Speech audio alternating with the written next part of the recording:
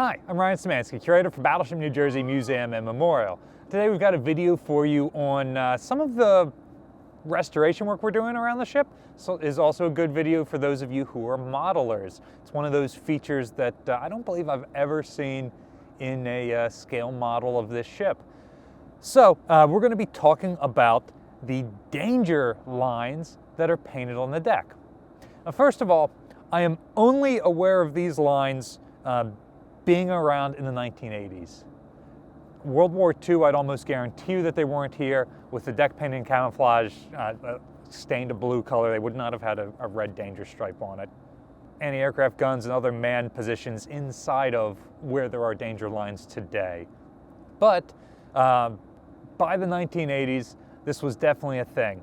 So this is one of the restoration projects we're doing, in that we've redecked the entire main deck of the ship, so now we have to replace all of these stripes. It is good for modelers, of course, because it doesn't show up in any of their models. So where should they be? These stripes show up basically at the extreme forward end of the muzzle of basically every gun on the ship. So anywhere where that can rotate, so for example, this line is directly under the muzzle of turret number 1.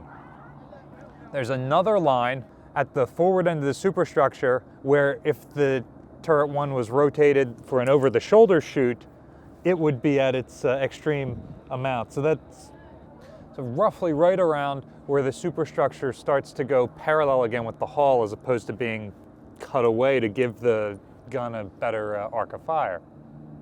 Turret 2 has one on the 01 level at its aft extreme range. Obviously its forward extreme range falls within the danger line of turret 1, so it doesn't have a second one up here.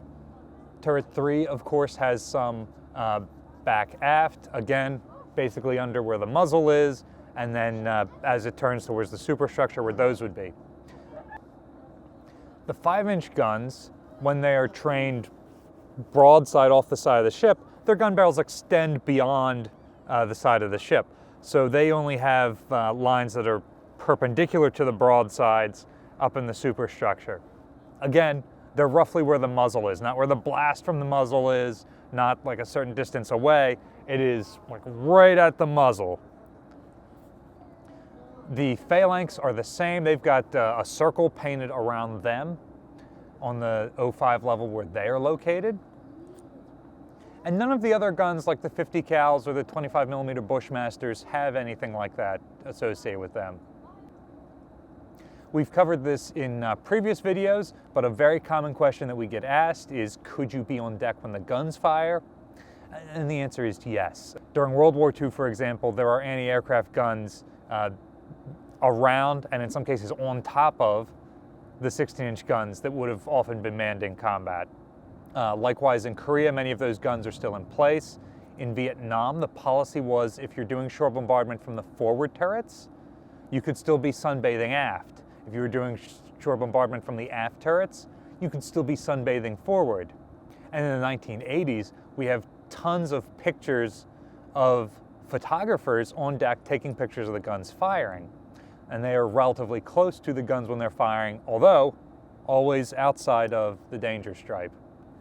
On New Jersey, our stripes are about 4 inches, with the lettering about 2-inch stenciling. Obviously, on some scale models, this isn't going to show up at all. I know some of you freaks out there have some really big models in your living room or your garage, and if it depicts the ship in the 1980s, it's not complete without the danger stripes around the guns. I like the little details like this because it adds some additional color to the models. I hate when I'm building a model, I try to put at least 2 colors on every single piece that I'm using in the assembly. Otherwise, the ships look kind of boring. The side's all gray, the deck is all brown or gray, depending on whether it's got a wood deck or not. There's just no color to the model. If I ever build a Lego model of the Battleship in the 1980s, I'll be sure to include the danger stripe. How close would you want to be to the danger stripe when the guns are fired? I think with 660 pounds of powder going off per barrel, I would want to be a lot further away from the muzzle of the gun than basically point blank to it. Let us know in the comment section down below. Battleship New Jersey receives operating support from the New Jersey Department of State, also from a number of other businesses and private individuals like yourselves. We really appreciate your support. There's a link in the description below if you'd like to donate to support the museum. You can also support us by liking, sharing, and subscribing so more people find about us and the channel. Thanks for visiting.